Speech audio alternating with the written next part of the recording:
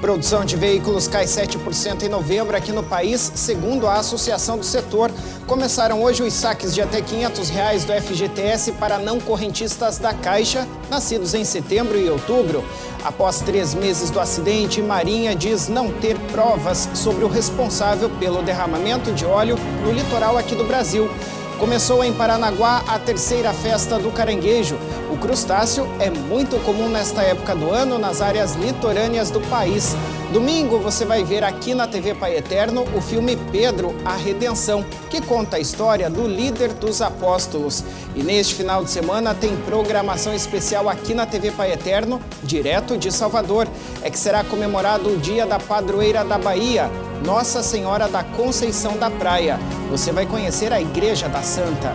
O JBN de hoje está no ar.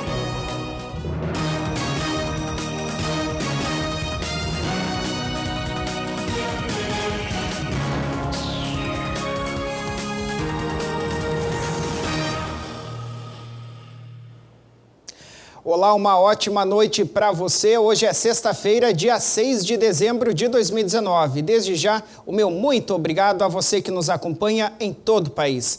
A gente começa essa edição com uma ótima notícia. A Caixa Econômica Federal liberou hoje os saques de até R$ 500 do Fundo de Garantia do Tempo de Serviço, o FGTS, para não correntistas do banco, nascidos em setembro e outubro. Este é o 6º e penúltimo lote de saques para não correntistas, que totalizam 3,3 bilhões de reais para 9 milhões e 100 mil pessoas. Os 7 lotes pagarão cerca de 25 bilhões de reais para 62 milhões e 500 mil trabalhadores. No total, incluindo os correntistas da Caixa que já tiveram o dinheiro liberado, os saques imediatos do FGTS abrangem o total de 96 milhões de pessoas com 40 bilhões de reais nas contas vinculadas. Os saques de até R$ 500 do FGTS começaram em setembro para os correntistas da Caixa que tiveram o crédito automático em conta. Desde o começo dos saques até o dia 3 de dezembro, a Caixa informou que já foram sacados cerca de 21 bilhões de reais por 48 milhões de trabalhadores, ou seja, 50% do total de contemplados sacaram 52% do total previsto. A Caixa decidiu antecipar o calendário de saques para não correntistas também. Com a mudança, todos poderão fazer os saques ainda este ano. O calendário anterior previa que trabalhadores nascidos de julho a dezembro só fariam os saques em 2020. A Caixa justificou a mudança devido ao grande número de operações realizadas por meios digitais, o que acabou desafogando o atendimento que era esperado nas agências. Ainda falta abrir os saques para os nascidos em dezembro, o que será feito agora, no dia 18. Apesar da mudança no cronograma, a data limite para que o trabalhador faça o saque continua sendo o dia 31 de março do ano que vem. Caso o saque não seja feito até a data, os valores retornam para as contas do FGTS com a devida atualização monetária e juros correspondentes ao período em que estiveram disponíveis para saque. Vale lembrar que o saque imediato de até R$ 500 não tem relação com o saque aniversário, que só começa a ser pago em abril de 2020. Boa notícia, hein? Dinheirinho no bolso. Olha, a produção de veículos no Brasil caiu 7,1% no último mês de novembro, segundo números divulgados pela Associação Nacional das Fabricantes. A comparação é com o mesmo mês de 2018. De acordo com a entidade, foram produzidos 227.455 autoveículos, o que engloba aí as classes de veículos leves, caminhões e ônibus nos últimos 3 meses, contra 244.771 no mesmo período do ano passado. Considerando o mês anterior, ou seja, outubro, a queda foi ainda maior, de 21,2%. Quando os números acumulados de janeiro a novembro são comparados, porém, houve crescimento de 2,7%, de 2.702.306 em 2018 para 2.774.484 autoveículos em 2019. O número de veículos montados que são enviados para fora do Brasil continua caindo, especialmente pela crise na Argentina, o principal comprador da indústria brasileira. Comparando novembro deste ano a novembro de 2018, a queda foi de 7,9%. No acumulado de janeiro a novembro, o número de veículos exportados foi 33,2% menor. O único crescimento registrado no setor foi em relação ao mês de outubro, e foi de 5,9%. O índice de preços ao consumidor classe 1, o chamado IPCC1, que mede a variação de preços da cesta de compras para as famílias com renda de até 2 salários mínimos e meio, o que dá aproximadamente R$ 2.495, registrou uma inflação, ou seja, uma alta de preços de 0,56% em novembro. O número ficou acima do registrado em outubro, que foi de 0,12%. A taxa ficou acima também do índice de preços ao consumidor Brasil, o IPC-BR, que mede a inflação para todas as faixas de renda, que registrou taxa de 0,49% em novembro. Veja. O IPCC1 acumula resultados 3,64% no ano e de 3,98% em 12 meses. A taxa anual do IPC-BR também ficou abaixo da registrada pelo IPCC1, em 3,61%. As altas foram registradas em 7 das 8 classes de despesas componentes do índice, sendo que 3 destas haviam registrado deflação em outubro e passaram a registrar inflação agora em novembro.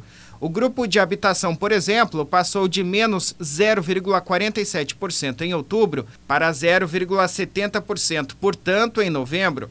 Já o grupo de alimentação passou de menos 0,18% para 0,60%. E o grupo de comunicação passou de menos de 0,03% para 0,14%. Outras classes de despesa tiveram aumento na taxa de inflação. Despesas diversas foram de 0,45% em outubro para 2,48% em novembro.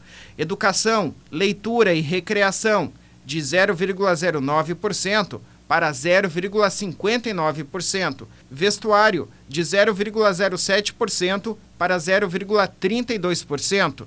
E transportes, de 0,14% para 0,19%.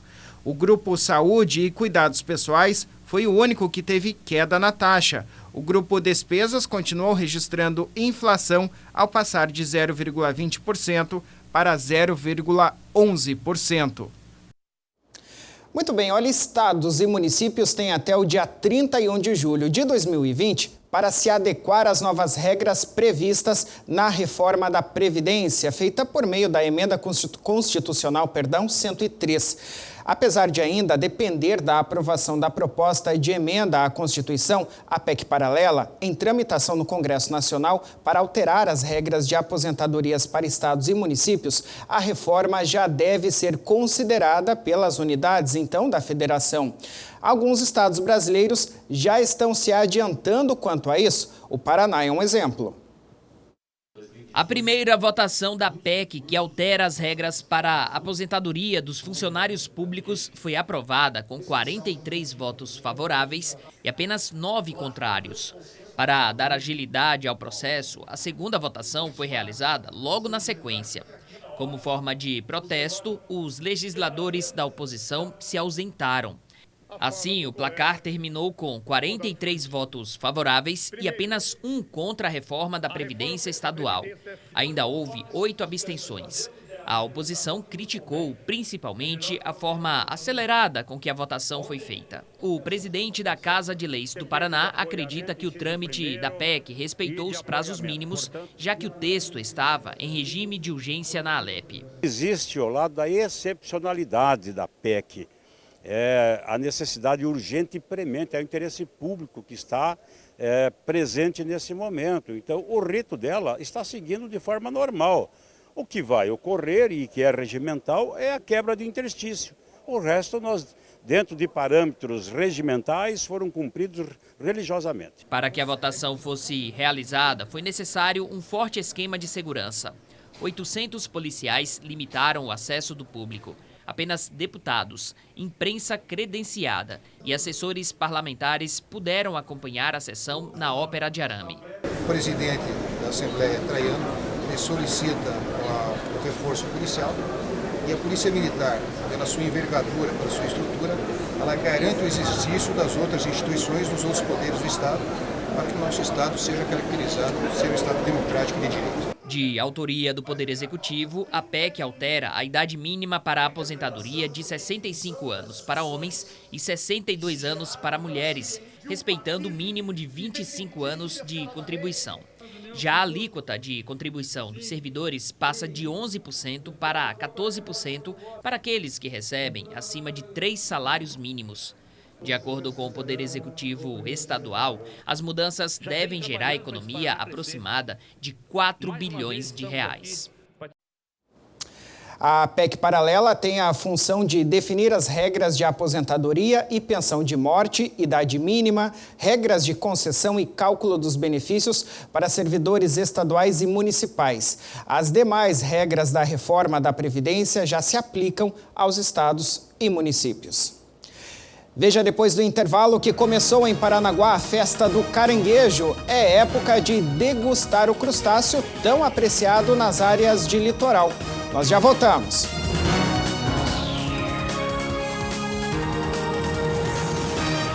O amor do Pai Eterno está presente em todo lugar.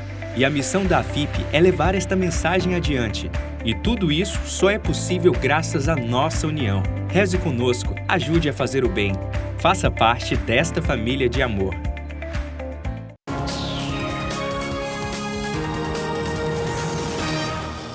Estamos de volta com o JBN desta sexta-feira. Obrigado mais uma vez pela sua companhia. O Comando de Operações Navais da Marinha disse nesta semana que, até o momento, as investigações sobre o derramamento de óleo que atinge centenas de pontos do litoral brasileiro ainda não encontraram provas que identifiquem o responsável pelo vazamento. Segundo o órgão, há apenas indícios, nada de provas. Após 3 meses desde que as primeiras manchas de óleo chegaram no litoral do Nordeste, mais de 800 pontos já foram atingidos, segundo o Instituto Brasileiro do Meio Ambiente e dos Recursos Naturais Renováveis, o IBAMA. De acordo com a Marinha, há pelo menos 3 inquéritos abertos que investigam o caso, um da Polícia Federal no Rio Grande do Norte e 2 inquéritos administrativos, na Capitania de Portos de Pernambuco e na Diretoria-Geral de Navegação, no Rio de Janeiro. Esses inquéritos estão abertos para tentar descobrir quem foi o poluidor e causador deste grande crime ambiental. Apontou o navio grego Bubolina como o principal suspeito pela poluição. No entanto, além dele, a Marinha notificou outros 29 navios. Especialistas em análise de imagens por satélite questionam a validade do levantamento usado pela Polícia Federal para chegar ao Bubolina, porque o óleo, no mar, pode não ser visível em imagens de satélite. A investigação também aponta que o derramamento pode ter acontecido a cerca de 400 milhas a leste da Paraíba, o primeiro estado atingido pelas manchas.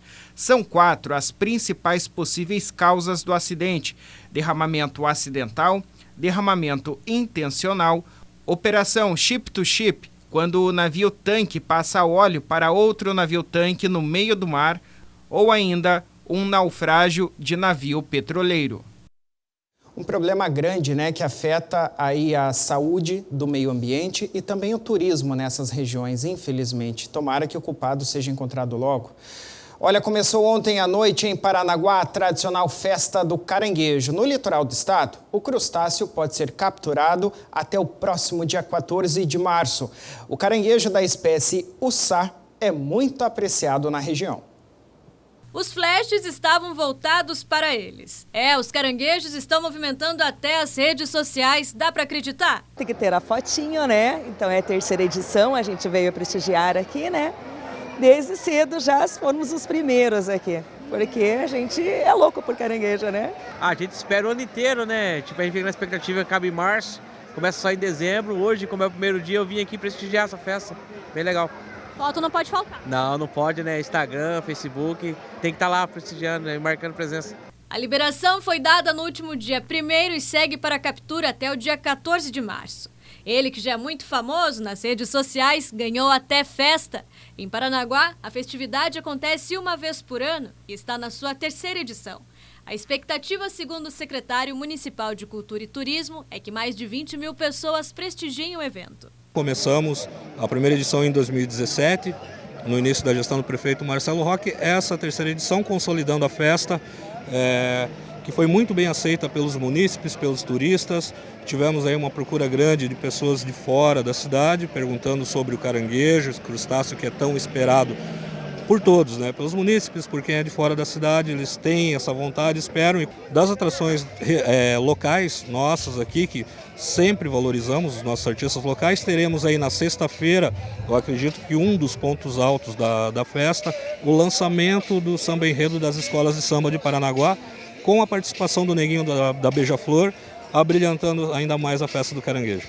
E os preparativos começaram cedo aqui na cozinha dessa comunidade pesqueira. Desde que horas aqui preparando esses pratos? Desde 3 horas da tarde. Nós estamos preparando, né, para agora à noite tá tudo prontinho. E o que vem de acompanhamento? Feijão, o arroz, o feijão, a salada e a vinagrete. Agora eu vou falar que tá irresistível, fica aqui do lado. O cheirinho tá bom. Tá bom, bom demais. Gostoso também? Gostoso. A dúzia do crustáceo com os acompanhamentos está sendo comercializada pelas comunidades pesqueiras da região no valor de R$ 45. Será que tem gente que não gosta de caranguejo? Olha, pode até ser porque é muito trabalhoso comer, mas que é uma delícia É difícil de acreditar que tem gente que não gosta, né? É difícil. Posso pegar uma garrinha aqui? Pode. Dá licença. O filé mignon dela. Sabe fazer?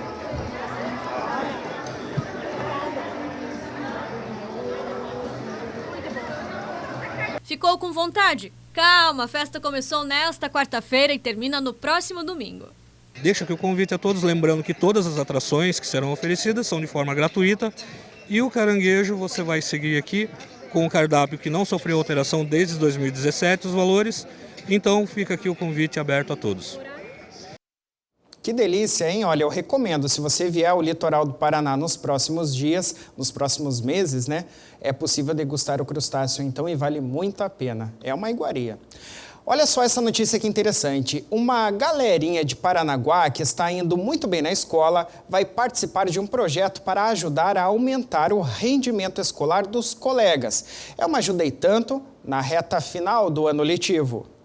Em breve, o Colégio Estadual Faria Sobrinho iniciará o projeto Aluno Tutor, onde alunos do 8º ano irão ajudar colegas que apresentam mais dificuldades em português e matemática. Ao todo, serão mais de 20 alunos que estarão no projeto, entre eles a Aimee, a Alana e o Gustavo, que estão empolgados com a iniciativa.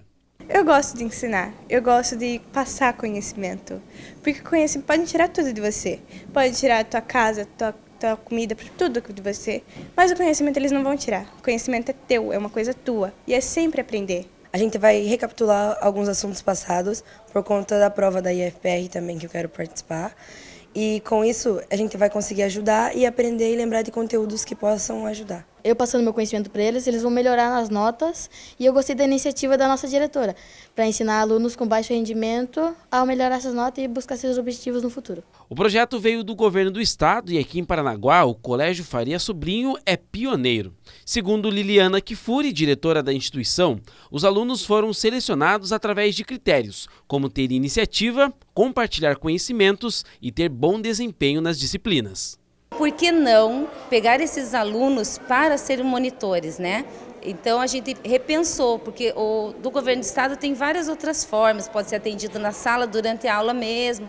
Só que eu acho assim, diminuir a quantidade de alunos, dar uma responsabilidade para que esses alunos que assumam os seus, né? Seus alunos, né, eles consigam assim, ter essa sensibilidade de que o quanto é importante o professor na escola, o quanto é importante você dar um pouco do seu conhecimento para um outro aluno. O professor, historicamente, é reconhecido como brigão, que fica em cima dos alunos, não autoriza nem aquela mínima baguncinha sequer. Mas quando eu perguntei aos 3 alunos, que agora também sentirão na pele o que é ser professor, olha as respostas. A Alana, professora, vai ser um pouquinho puxando no pé, mas é aquela professora palhaça, que vai ensinar de um jeito divertido, porque eu gosto de ensinar de um jeito divertido. Acho que eu vou ser um pouquinho brava, mas eu acho que eu vou ser legalzinha, mas eu vou ser bravinha, tipo, faz certinho. Vai ser um professor bravo, né? Que todo professor quer o bem do seu aluno, né? Pegando no pé, buscando o melhor dele. O Gustavo sonha em ser médico, a Alana quer ser professora acadêmica e a Aimee, neurocirurgiã. Todas essas vontades provam quão qualificados eles são hoje para passar um pouco do conhecimento adquirido aos colegas. Eu vou passar do mesmo jeito que as pessoas me ensinam, explicando, tendo calma e sempre pegando no pé, né? Eu espero que eles venham evoluir, tipo, de coração eu espero que eles venham ter um rendimento melhor, que eles venham aprender o conteúdo para depois, tipo, deu certo o projeto, eu espero de verdade que dê certo. Isso é uma coisa que eu gosto, que é meu, sabe? De querer ensinar, querer aprender. Eu vou aprender junto com eles, vou lembrar de coisas que eu tinha esquecido. E tem coisas que, tipo, eu vejo assim, no 7º ano, eu não lembro disso. Mas se eu olhar mais um pouquinho, você vê, eu sei isso aqui de cor. Coisas que eu aprendi, que eu amo, que é português e matemática, eu adoro.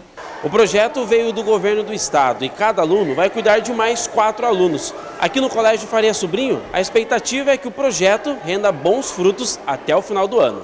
Eu espero assim que todos os que vão ser atendidos e os que vão atender conseguir melhorar. Né? Então esse pessoal dos 8º anos, que é uma grande maioria dos 8º, eles vão ficar um ano a mais na escola. Quer dizer que eles são exemplos, eles são espelhos para muitas gerações que estão vindo aí. Aos alunos que desejarem ajudar no projeto, será entregue um certificado de aluno tutor. Isso os ajudará no futuro. Que eles tenham as notas melhores, que eles aumentem as notas dele e que eles tenham um conhecimento, que nem tudo é nota. O conhecimento vale muito. Bela iniciativa, né? Depois do intervalo, você confere uma entrevista especial com o padre Carlos Gomes sobre o filme Pedro, a Redenção, que conta a história do líder dos apóstolos. Nós já voltamos.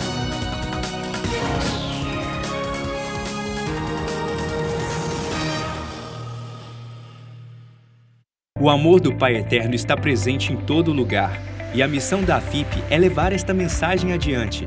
E tudo isso só é possível graças à nossa união. Reze conosco, ajude a fazer o bem.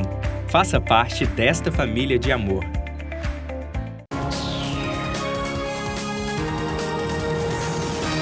Estamos de volta com o JBN desta sexta-feira, 6 de dezembro. Obrigado mais uma vez pela sua companhia. Neste domingo, às 2h30 da tarde, você vai assistir aqui na TV Pai Eterno o filme Pedro, a Redenção. E para conhecer um pouco mais sobre o apóstolo de Jesus, o líder, inclusive, dos apóstolos, o Wilker Oliveira preparou uma entrevista especial para a gente. Veja aí. A TV Pai Eterno vai transmitir neste domingo e na próxima terça-feira o filme Pedro, a Redenção, que conta a história do líder dos apóstolos. E antes disso, para contar um pouco dessa história para a gente, eu converso agora com o padre Carlos Gomes, que é pároco da Catedral Metropolitana de Goiânia. Ele vai contar para a gente um pouco mais. Obrigado por falar com a gente, padre, para contar um pouco mais sobre essa história tão bacana de Pedro. Imagina, é uma alegria poder recebê-los aqui na Catedral Metropolitana para falar um pouco de Pedro, né? Aquele o qual Jesus confiou o governo da Igreja Católica Apostólica Romana, nossa igreja. Então acho que para a gente começar nossa conversa, acho que a gente pode explicar para o telespectador quem foi Pedro. Em primeiro lugar, Pedro foi um pescador. Era uma pessoa simples, sem grandes atributos intelectuais. Era casado, tinha família, até que o encontro dele com Jesus mudou de maneira profunda a sua vida. Nos diz os evangelhos, sobretudo os evangelhos sinóticos, que Pedro, em determinado momento da sua vida, pescava com seus companheiros e, não conseguindo apanhar nada naquela noite, teve o privilégio de encontrar com Jesus. E no encontro com Jesus, ele desanimado, Jesus disse: olha, Pedro, faça o seguinte, vá para águas mais profundas e lance as redes. E ele assim o fez. E apanharam tão grande quantidade de peixes que nos diz as Sagradas Escrituras que as redes se romperam. Diante daquele fato milagroso, Pedro prostrou-se aos pés de Jesus e disse: afasta-se de mim, Senhor, porque eu sou um pecador. E Jesus disse: ora, Pedro, de agora em diante, tu não serás mais pescador de peixes, mas serás pescador de homens. E ali começa toda a trajetória religiosa, e cujo fundamento da fé de Pedro se dá exatamente no encontro que ele tem com Jesus no mar da Galileia. Sem dúvidas, é uma história muito bonita, né, padre? Mas eu queria que o senhor explicasse para a gente agora qual é o principal legado deixado por Pedro. O principal legado deixado por Pedro é o seu testemunho de vida. Seu testemunho, porque vejam vocês, Pedro era um homem simples, sem grandes atributos, não era um intelectual, era uma pessoa simples, uma pessoa do povo. E, no entanto, o encontro com Jesus, e a partir do encontro com Jesus, ele transforma totalmente a sua vida, de modo que Jesus a ele confia o governo da igreja. Mas vale ressaltar que, sobretudo nas Sagradas Escrituras, sobressai a humanidade de Pedro. Vejam você que ele, apesar de ser testemunho ocular de todos aqueles eventos realizados por Jesus, Pedro nega Jesus 3 vezes. E aí, Jesus é crucificado. Antes da crucificação de Jesus, Jesus já estando preso, tem essa palavra já confirmada. Primeiro, aqui, só retomando aqui, Pedro, quando encontra com Jesus, e Jesus na iminência de ser preso, Pedro disse assim: olha, Senhor, jamais te deixarei.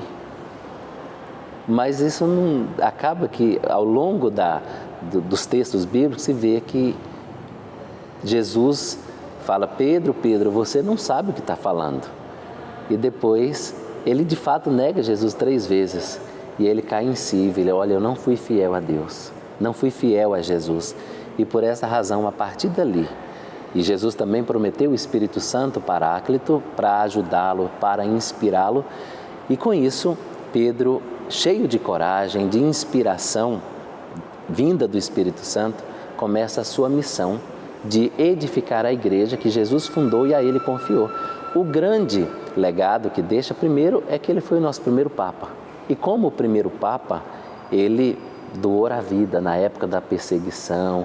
A igreja começava ali no Oriente, depois lá em Roma, e tanto é que ele deu a vida. O legado é o seu testemunho. E o senhor acertou aí que ele deu a vida para seguir esse caminho, seguir o caminho de Jesus, porque ele foi muito perseguido naquela época por Nero, pelos inimigos de Jesus, né? Do Império, né? O Império não tinha uma relação muito boa com o cristianismo. E Pedro, então, foi morto. E o que nos chama a atenção na morte de Pedro é que a Bíblia não faz referência nenhuma à morte de Pedro. O único que tem referência sobre a morte entre os apóstolos foi Tiago. Mas Pedro, não tem nenhuma referência. Tudo que nós conhecemos de Pedro é a partir da tradição da igreja. Nos diz a história que Pedro, em um determinado momento, quando foi condenado para ser crucificado, ele inclusive não aceitou ser crucificado de maneira normal como foi Jesus e pediu: olha, eu não sou digno de ser crucificado assim, faço a opção e peço para que eu seja crucificado de cabeça para baixo. Demonstra aí essa humildade e esse respeito pelos ensinamentos, pelo legado deixado pelo nosso Senhor Jesus Cristo naquela época. E eu quero convidar os devotos, os telespectadores da TV Pai Eterno que estão assistindo a gente a conhecerem mais essa história.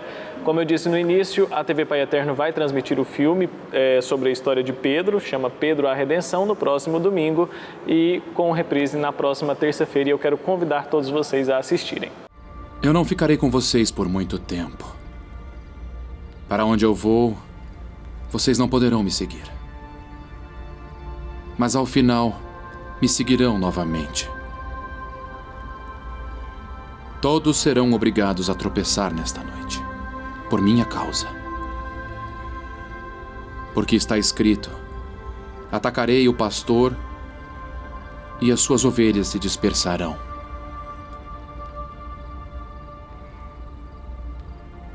Mas quando eu ressuscitar, irei adiante de vós para a Galileia. Mesmo que todos os outros tenham sido feitos para tropeçar por causa de ti, eu não fui feito para tropeçar. Meu Pedro, eu digo isso hoje a você, porque nesta noite, antes que o galo cante, você me negará 3 vezes. Se eu tiver que morrer com você, então não terei te negado. É isso, não esqueça então, domingo às 2h30 da tarde e também na terça-feira à noite o filme Pedro. Olha, este ano na passagem por Franca, em São Paulo, a nossa equipe visitou a construção de uma igreja dedicada ao Divino Pai Eterno. Com uma fé e perseverança, a obra está quase concluída por meio do empenho dos devotos locais. Veja na reportagem da Daiane Rodrigues.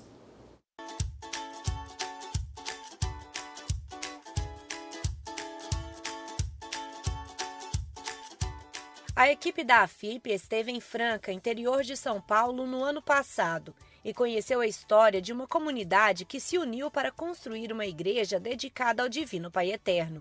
Na época, o local estava no início das obras e os devotos rezavam nas garagens dos condomínios. Este ano, em nossa passagem pela cidade, aproveitamos para visitar a construção e conversamos com uma das responsáveis. Olha, nós ganhamos o terreno do Amazonas. Primeiramente, a gente rezava as missas na garagem das casas, dos prédios, e agora a gente começou a construir a nossa igreja com muito sacrifício. Nós fizemos leilões para poder arrecadar uma quantia maior e nós fazemos promoções todos os meses com feijoada, pizza, tem muitas doações de bolo, nós vendemos após as missas e com isso a gente conseguiu deixar a igreja do jeito que ela está. Hoje as missas já são celebradas na igreja, que é sempre preparada com carinho para cada momento de louvor e adoração com o Pai. Nós temos missa todos os domingos às 10h30 e começamos a ter missa toda quinta-feira às 19 horas. E após a missa na quinta-feira, nós rezamos o terço. Conquista que representa muito para cada devoto que se empenha para ver a obra finalizada. Divino Pai Eterno representa muita luz nas nossas vidas, muita paz. Ele já fez várias obras aqui no bairro com a comunidade. Agora, na fase final, a expectativa aumenta ainda mais. Tudo sendo pensado com carinho para que cada etapa fique concluída o mais rápido possível. De agora para frente, o primeiro passo, a gente quer construir o nosso Santíssimo. Porque é um lugar que todo mundo chega na igreja e ela quer ficar concentrada, ela quer fazer as orações. Então, o que a gente faz aqui na igreja? A gente coloca uma música ambiente e deixa as pessoas concentrarem, rezar com o Divino Pai Eterno. Então, esse seria o nosso próximo passo. Eles ainda não sabem quando esta construção vai terminar, mas estão empenhados para ver tudo pronto. Um trabalho comunitário que fortalece a fé, o amor e a obra de Deus.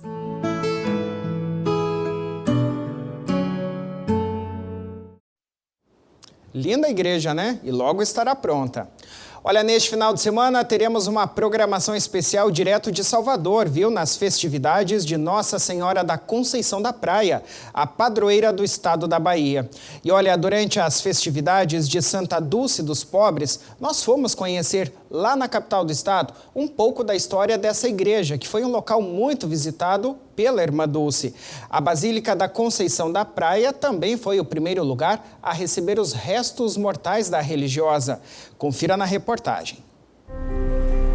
A Basílica de Nossa Senhora da Conceição da Praia é um monumento religioso atraente que fica no coração do centro da cidade de Salvador. Essa igreja voltada para o mar tem uma fachada austera, toda em pedra de Lihóis.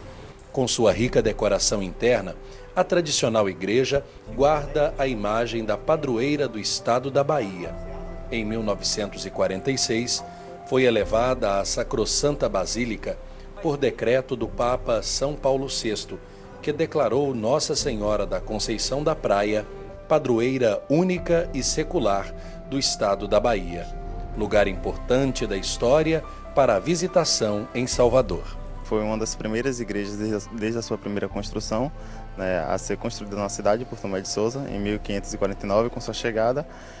Ele trouxe uma imagem, né, da Imaculada Conceição junto com ele e teve a iniciativa de construir essa capelinha. Então, a partir de 1549, foram 3 construções, né? A atual construção teve início em 1739 e inaugurada em 1765. A basílica dedicada a Nossa Senhora fica no local de uma capela construída em 1549. O estilo arquitetônico neoclássico predomina na construção. Seus blocos de pedra de Liois foram fabricados em Portugal e receberam números antes de serem transportados de barco a Salvador. Essas pedras eram totalmente modeladas, suas estruturas, né, que é como se fosse um Lego, que a gente sempre compara, né, que é algumas peças de chumbo que faz ligação de uma rocha na outra. Então tudo isso era feito em Portugal, numerado lá e vinha para o Brasil em embarcações à vela na época. Então as primeiras chegaram em 1739. A igreja em si foi toda feita em Portugal e transportada para o Brasil. A gente costuma dizer que é a primeira igreja móvel do Brasil, né, devido a esse trajeto que ela fazia.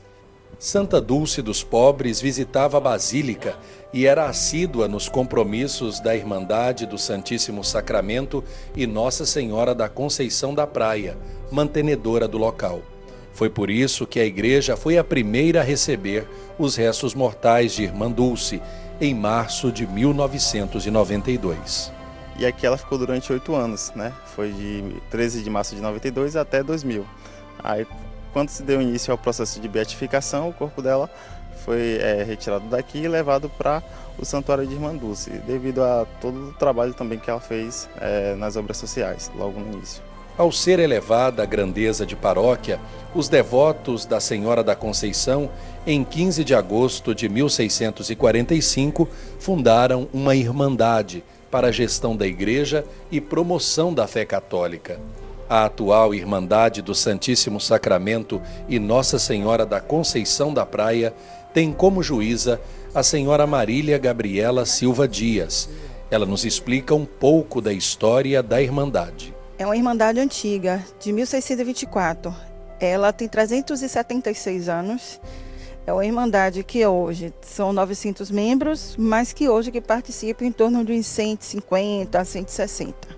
Atenta ao cuidado com o sagrado e à manutenção da Basílica da Conceição da Praia, Gabriela ressalta o empenho dos irmãos e o apoio dos devotos no ofício de zelar pela casa da padroeira do estado da Bahia. Então, é uma basílica que ela é mantida por uma irmandade e que até hoje a irmandade conserva tudo que se tem de belo nessa basílica. Tanto que eu costumo dizer a quem vem aqui, aos devotos, os devotos fiéis, até os turistas que não são muito católicos, que nós temos aqui o caminho da Ave Maria. É uma das poucas igrejas que se tem uma capela de sacrário. A Basílica de Nossa Senhora da Conceição da Praia fica aberta diariamente. Ela fica a cerca de 20 minutos a pé do Pelourinho.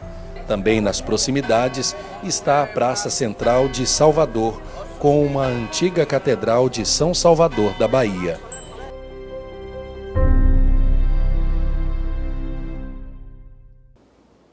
Tá aí, linda igreja, né, da padroeira do estado da Bahia.